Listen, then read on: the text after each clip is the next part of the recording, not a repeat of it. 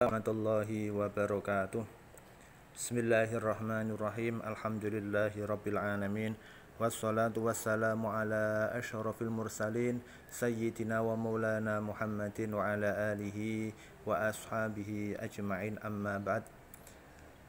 Santri-santri kelas 3 MTS Qudsiyah yang Bapak Guru sayangi, hormati, marilah kita awali pertemuan pada kali ini dengan bacaan suratul Fatihah. Semoga kita senantiasa mendapatkan kesehatan, keselamatan, keberkahan, sehingga mendapatkan ilmu yang barokah, manfaat fiddin wa dunya wal akhirah bi barakatil Fatihah. A'udzu billahi minasyaitonir rajim. Bismillahirrahmanirrahim. Alhamdulillahi rabbil alamin arrahmanir rahim maliki yaumiddin. Iyyaka na'budu wa iyyaka nasta'in. Ihdinas siratal mustaqim. Siratal ladzina an'amta 'alaihim ghairil maghdubi 'alaihim waladdallin. Rabbighfirli wa liwalidayya wa lil mu'minina amin. Bismillahirrahmanirrahim. Materi pada hari ini adalah tentang mad atau qasar. Mad atau qasar. Secara harfiah, mad artinya panjang, qasar artinya pendek secara harfiah.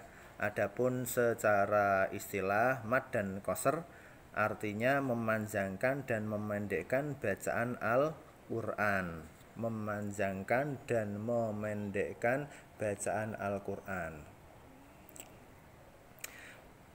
Kemudian pada hari ini materi yang akan kita perdalam lagi, mungkin ada di antara kalian yang sudah paham dengan mendalam tentang materi kali ini, akan tetapi tidak ada salahnya kalau kita ulangi, kita perdalam lagi sehingga pemahaman kita semakin baik.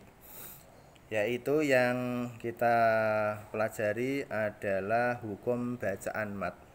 Hukum bacaan mad. Ini silahkan dibuka di halaman 9. Ini ada hukum bacaan mad. Secara bahasa, mad berarti memanjangkan atau tambah, yaitu memanjangkan suara huruf yang wajib dipanjangkan. Dalam Al-Quran ini tidak boleh sembrono.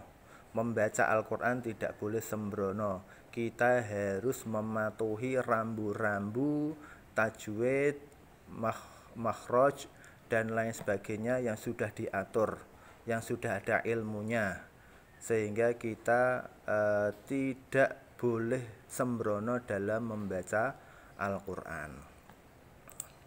Nah, secara bahasa sudah. Kemudian ada 3 huruf mad. Nah, ini ada 3 huruf mad. Huruf apa saja? Ada 3 huruf mad. Huruf mad ada 3, yaitu wawu, ya, dan alif. Kalau dalam ilmu nahwu shorof, wawu, ya, alif disebut huruf lat. Nah, kalau dalam ilmu nahwu namanya huruf lat, wawu, ya, alif. Akan tetapi dalam ilmu tajwid, wawu, ya, alif ini disebut huruf mad. Disebut huruf mad.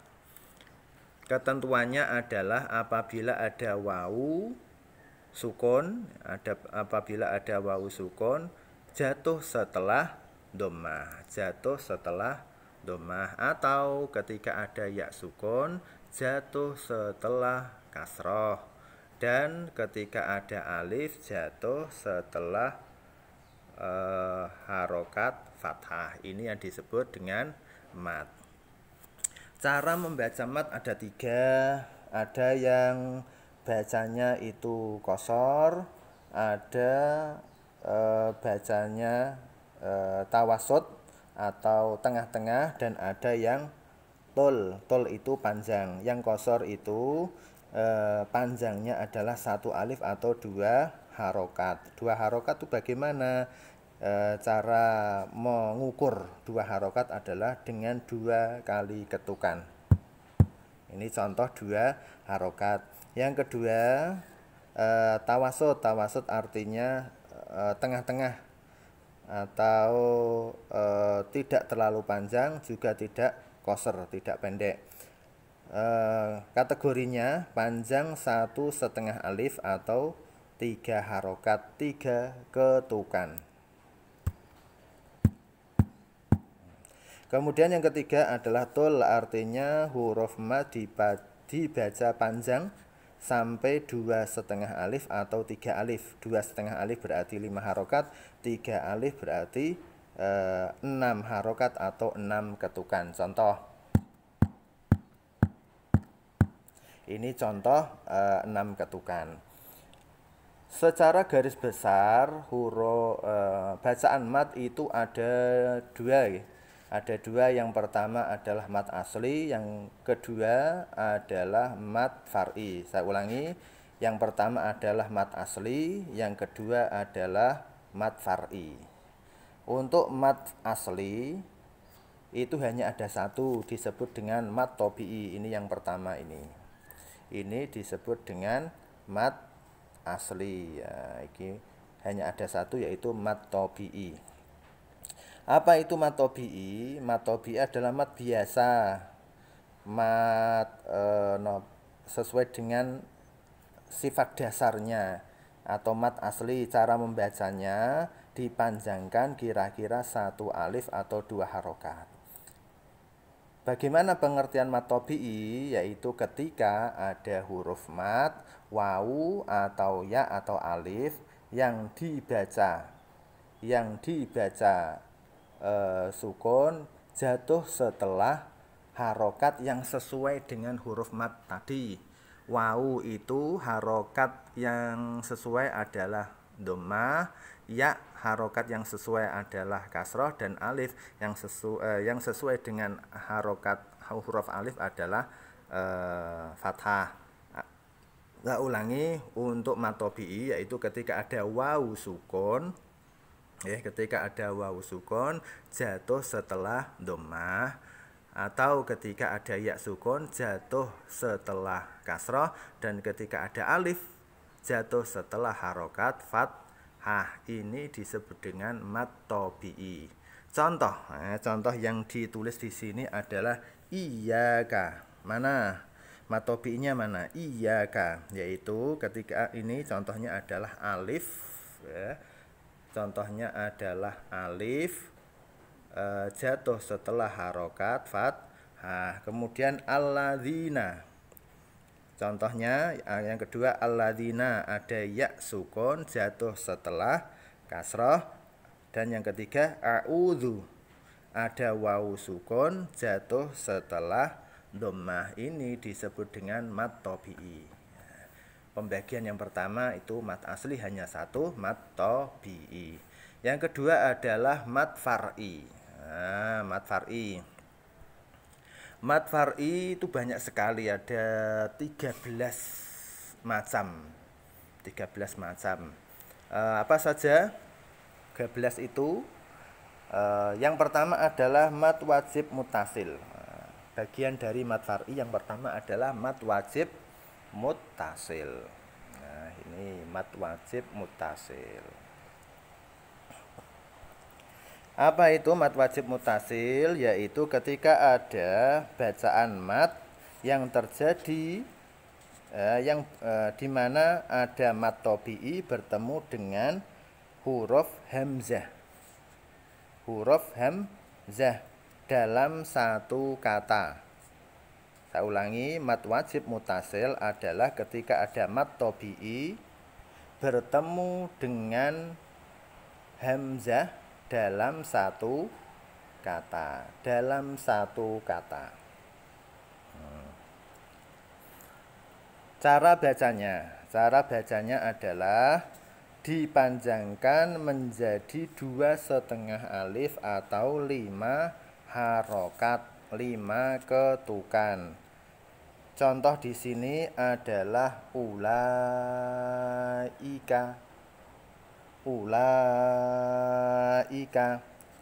Ini ada mad tabi'i yaitu la panjang, ini yang namanya mad tabi'i. Tapi karena bertemu dengan hamzah setelahnya yaitu ada hamzah ulai, ini adalah hamzah dalam satu kata, maka la ini tidak lagi menjadi mad tabi'i tetapi bacaannya menjadi mad wajib muttasil. Kenapa? Karena bertemu dengan hamzah dalam satu kata. Contoh yang kedua, sawaun. Ini ada alif, sebelumnya berupa fathah berarti mad tabi'i, tapi bertemu dengan hamzah un ini adalah hamzah dalam satu kata, maka sawaun ini disebut dengan bacaan mad wajib muttasil. Panjangnya berapa? Panjangnya 2,5 alif atau 5 harokat. Contoh yang ketiga, ja'a. Ada mad tabi'i yaitu ja, ini adalah mad tabi'i bertemu dengan hamzah di belakang dalam satu kata. Maka disebut bacaan mad wajib muttasil. Panjangnya adalah 5 harokat atau 2,5 alif. Yang ketiga, mad jaiz munfasil. Yang kedua dari mad far'i adalah mad jaiz munfasil. Mad jaiz munfasil. Yang ini mad jaiz munfasil.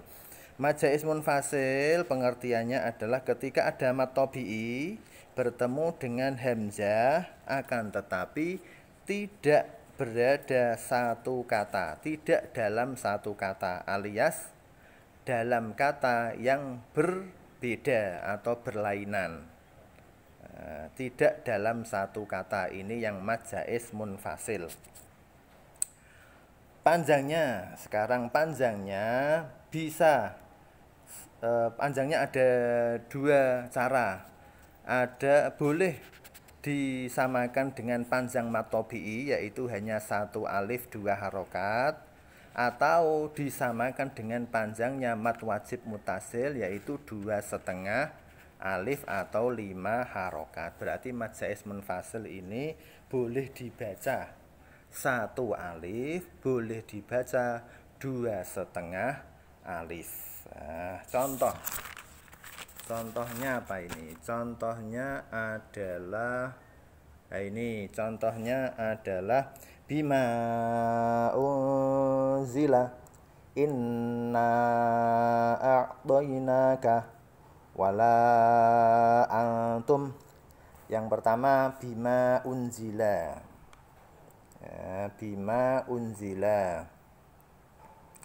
Bima unzila ini ada ma, ini adalah mad tabi'i akan tetapi bertemu dengan hamzah unzila. Hamzahnya unzila akan tetapi beda kata. Bima satu kata, unzila kata yang kedua, beda kata, sehingga disebut mad jaiz munfasil. Contoh yang kedua, inna. Na ini mad tabi'i bertemu dengan hamzah tapi beda kata. Inna satu kata sendiri, a'tainaka satu kata sendiri. Karena beda kata, maka disebut dengan mad jaiz munfasil. Yang ketiga, wala antum. La ini mad tabi'i bertemu dengan hamzahnya antum. Beda kata. Wala satu kata sendiri, antum satu kata sendiri, sehingga disebut dengan mad jaiz munfasil. Panjangnya berapa tadi? Panjangnya adalah 2,5 alif atau 5 harokat. Boleh 1 alif atau 2 harokat. Itulah mengapa, karena boleh milih panjangnya 1 alif atau 2,5 alif, maka disebut mad jaiz munfasil. fasil. Ya. Untuk mengetahui, untuk mendeteksi ketika kalian membaca surat dalam Al-Qur'an, ketika dalam ayat ini itu termasuk mad wajib mutasil atau munfasil, untuk lebih memudahkan kita dalam mendeteksi ada mudah sekali, yaitu dengan cara ketika hamzah itu kok berupa hamzah tidak ada alifnya, ketika hamzah itu tidak ada alifnya, sekali lagi ketika tidak ada alifnya atau garis vertikal, ketika tidak ada garis vertikalnya, contoh di sini adalah contoh ini,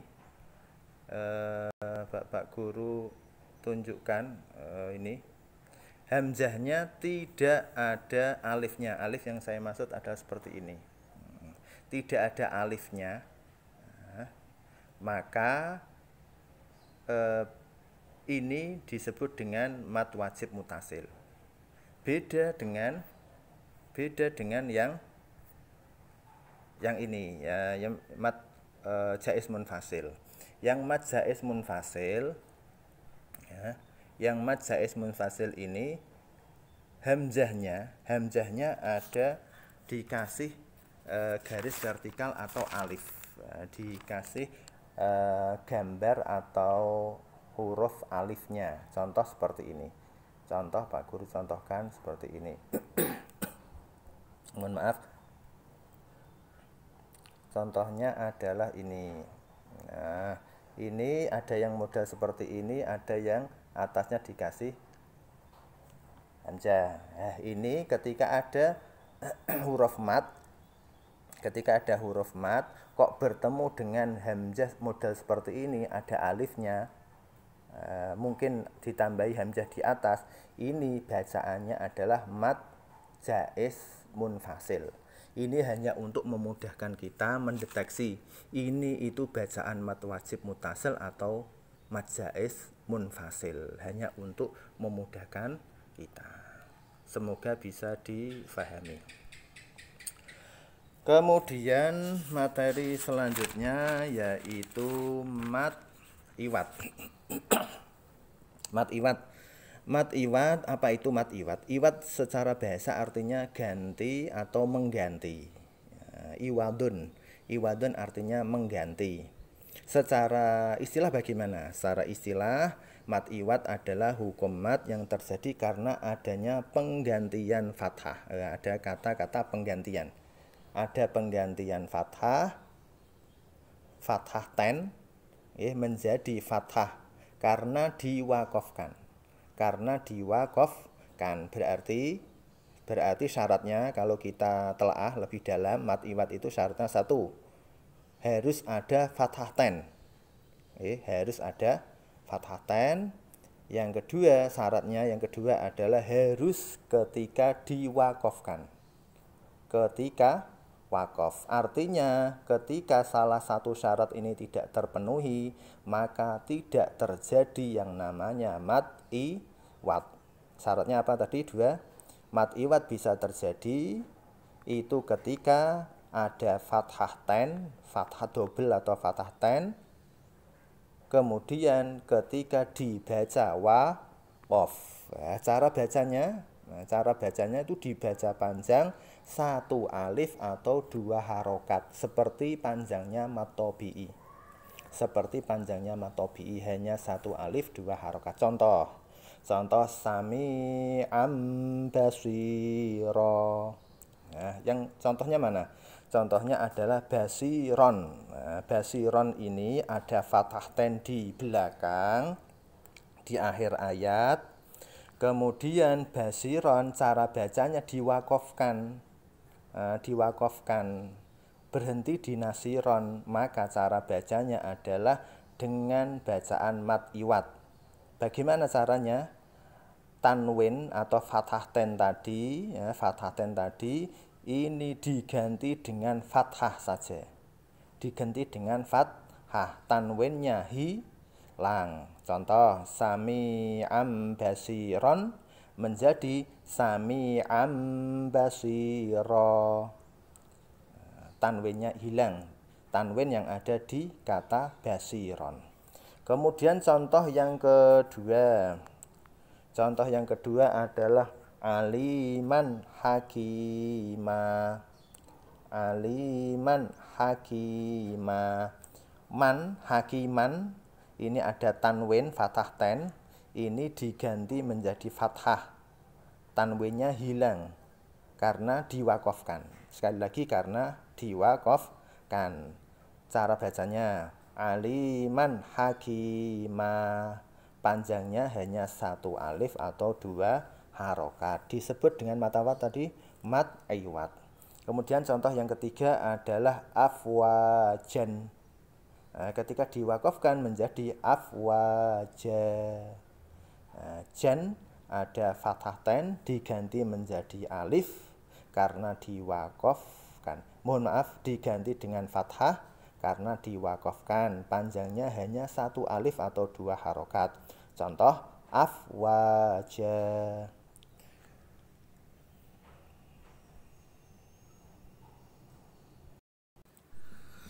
Santri-santri kelas 9 MTS Kusyah yang Bapak Guru sayangi dan dimuliakan oleh Allah Subhanahu wa taala.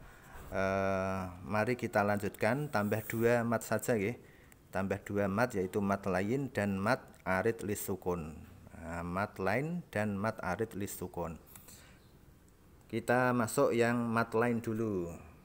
Mat lain atau mat lain itu pengertiannya ketika ada wawu mati. Pengertiannya ketika ada wawu mati atau ya mati. Wawu mati atau ya mati jatuh setelah harokat fathah. Jatuh setelah harokat fathah, kemudian bertemu dengan huruf hidup setelahnya. Setelahnya ada huruf hidup, syaratnya harus diwakofkan. Sekali lagi saya ulangi, syaratnya ketika ada wawu mati atau ya mati. Kemudian yang kedua, sebelum wawu mati atau ya mati, wawu sukun atau ya sukun tersebut sebelumnya berupa harokat fathah. Syarat yang ketiga, setelah wawu sukun atau ya sukun tersebut harus ada huruf hidup. Harus ada huruf hidup. Yang keempat, harus huruf hidup tadi itu dibaca wakof. Syaratnya harus dibaca wakof. Contoh di sini adalah li'ilafi Quraisy. Li'ilafi Quraisy. Ini ada ya sukun, sebelumnya berupa harokat fathah, setelahnya berupa huruf shin. Huruf hidup ada tanwinnya Quraisyin, akan tetapi dibaca wakof, maka menjadi Quraisy. Panjangnya sekarang, panjangnya itu ada 3 pilihan, boleh 1 alif, boleh 2 alif, dan boleh 3 alif. 1 alif berarti 2 harokat, 2 alif berarti 4 harokat, dan 3 alif berarti 6 harokat. Nah, ini contoh yang pertama Quraisyin tadi. Yang kedua wasyaif. Wasyaif ini berarti ada ya sukun. Nah, ada ya sukun, sebelumnya berupa harokat fathah, setelahnya berupa huruf apa? Huruf fa, dibaca kasroh, berarti ada huruf hidup, akan tetapi dibaca wakof, sehingga fa-nya mau tidak mau karena dibaca wakof harus disukun. Maka cara bacanya adalah wasyaif. Panjangnya boleh 1, boleh 2, atau boleh 3 alif. Kemudian contoh ketiga, khauf ada wawu sukun, sebelumnya berupa harokat fathah, setelahnya berupa huruf hidup apa? Huruf hidup fa yang di kasroh ten. Nah, karena dibaca wakof, harus dibaca wakof ini, maka fa-nya diganti sukun. Bacaannya sehingga menjadi khauf. Panjangnya boleh 1, 2, atau 3 alif. Sekarang yang coba yang 1 alif. Quraisy, wassoif, khauf. Ini yang contoh 1 alif. Yang 2 alif contoh. Quraisy, wassoif, khauf. Ini agak panjang. Atau boleh yang ketiga. Panjang yang ketiga yaitu 3 alif atau 6 harokat. Quraisy, wassoif, khauf. Ini contoh panjang-panjang dari mat lain. Lanjut untuk mat arid lisukun. Nah, mat arid lisukun secara harfiah arid artinya perkara sing anyar teko. Arid artinya hal atau sesuatu yang baru datang kemudian, asalnya tidak ada menjadi ada, ini namanya arid lisukun karena sukut. Artinya untuk lebih memudahkan pemahaman kita, ada harokat sukun yang datang belakangan. Sekali lagi, arid lisukun adalah ada harokat sukun yang datang belakangan. Ini secara pengertian yang mudah saja. Adapun yang pengertian yang istilah mat arid lisukun yaitu ketika ada mat tobi'i, bertemu dengan huruf yang dimatikan. Asalnya huruf hidup, huruf yang dimatikan karena wakof. Ketika ada mat tobi'i bertemu dengan huruf yang dimatikan karena wakof. Cara bacanya sama dengan mat lain, boleh 3 pilihan. Boleh 1 alif, atau 2 alif, atau 3 alif. 3 alif boleh. Tapi yang terbaik untuk mat arid lisukun yang paling utama dibaca sampai 3 alif atau 6 harokat. Nah, contoh di sini mustaqim, mustaqimun. Nah, ini seharusnya tanwin nggih. Mustaqimun. Ini ada mem di belakang, ada dhammah ten. Seharusnya dhammah ten itu. Mustaqimun. Ada dhammah ten. Sebelumnya itu ada matobi'i. Matobi'inya mana? Matobi'inya adalah ya sukun, sebelumnya berupa harokat kasroh. Ini kan matobi'i. Akan tetapi bertemu dengan huruf hidup, huruf yang diwakofkan, yaitu mem. Mustaqimun menjadi mustaqim. Contoh yang kedua, muhsinina. Muhsinina. Ini ada matobi'i yaitu ya sukun, sebelumnya harokat kasroh, kemudian bertemu dengan huruf, 1 huruf syaratnya, 1 huruf yang dibaca wakof yaitu nun. Kalau contoh di sini adalah nun fathah. Karena dibaca wakof sehingga fathahnya diganti menjadi sukun. Bacanya muhsinin. Asalnya adalah muhsinina, karena diwakofkan menjadi muhsinin. Contoh ketiga, ta'buduna.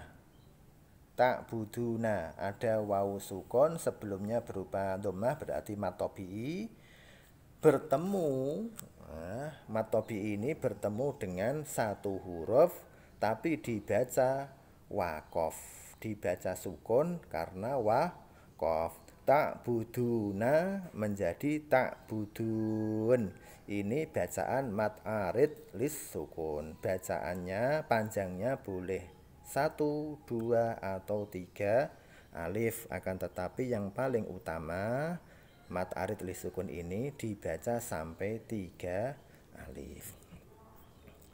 Santri-santri kelas 9 yang Bapak Guru sayangi, demikian untuk sementara materi yang kita bahas, baru mat tobi'i, mat wajib mutasil, mat jaiz munfasil, mat iwad, mat lain, dan mat arid li sukun. Untuk mat-mat setelahnya kita bahas di pertemuan-pertemuan berikutnya. Demikian, semoga ada manfaatnya apa yang Bapak Guru sampaikan. Pesan Pak Guru selalu menaati protokol kesehatan dimanapun kalian berada, baik di rumah maupun ketika ada acara di luar. Intinya adalah tetap menjaga 3M 3M, yaitu memakai masker, menjaga jarak, dan sering-sering mencuci tangan. Bahkan untuk Menteri Agama sudah menggelorakan 5M, bukan hanya 3M tapi 5M. Ini lebih detail lagi. Menjaga jarak, kemudian mencuci tangan, memakai masker, menghindari kerumunan. Menghindari kerumunan, kalau ada kerumunan kita pergi saja, atau mengurangi mobilitas. Mobilitas itu mengurangi keluyuran kalau dalam bahasa kasarnya. Kalau tidak penting-penting amat kita keluar rumah, ya tidak usah keluar, tetap di rumah saja. Tapi kalau ada kepentingan yang mendesak, memang sifatnya harus kita lakukan, harus keluar rumah, contoh sholat berjamaah di masjid, ya tetap kita keluar rumah untuk melakukan sholat jamaah dan lain sebagainya. Tapi ketika tidak ada keperluan yang penting, yang sekedar jagong-jagong atau mungkin hanya kongko-kongko di pinggir jalan, itu kita hindari. Dan semoga ada manfaatnya. Terima kasih atas perhatian dari kalian semua. Semoga kita mendapatkan tambahan ilmu yang melimpah, yang banyak. Kalian menjadi santri-santri yang alim, yang pinter-pinter, yang akil, yang cerdas-cerdas. Tetap patuhi kedua orang tua kalian. Sehebat apapun, sepintar apapun kalian, kalau tidak taat terhadap orang tua, na'udzubillah min dzalik, hidup kita sebagai anak pasti terlunta-lunta atau tidak nikmat. Sebaliknya, kalau kita patuh kepada orang tua, saya yakin kita mendapatkan ridho kedua orang tua. Saya yakin kita sebagai anak, kalian sebagai putra-putra dari kedua orang tua, itu akan mendapatkan hidup yang nikmat, yang sejahtera. Ada hadis, ridallah fi ridal walidain wa suhtullahi fi suhtil walidain. Mohon ini dipegang betul. Ridhone Gusti Allah itu terletak pada ridhone kedua orang tua, dan murkane Allah itu terletak pada murkane kedua orang tua. Semoga kita mendapatkan ridho kedua orang tua kita masing-masing. Amin amin ya rabbal alamin. Demikian akhirul kalam. Assalamualaikum warahmatullahi wabarakatuh.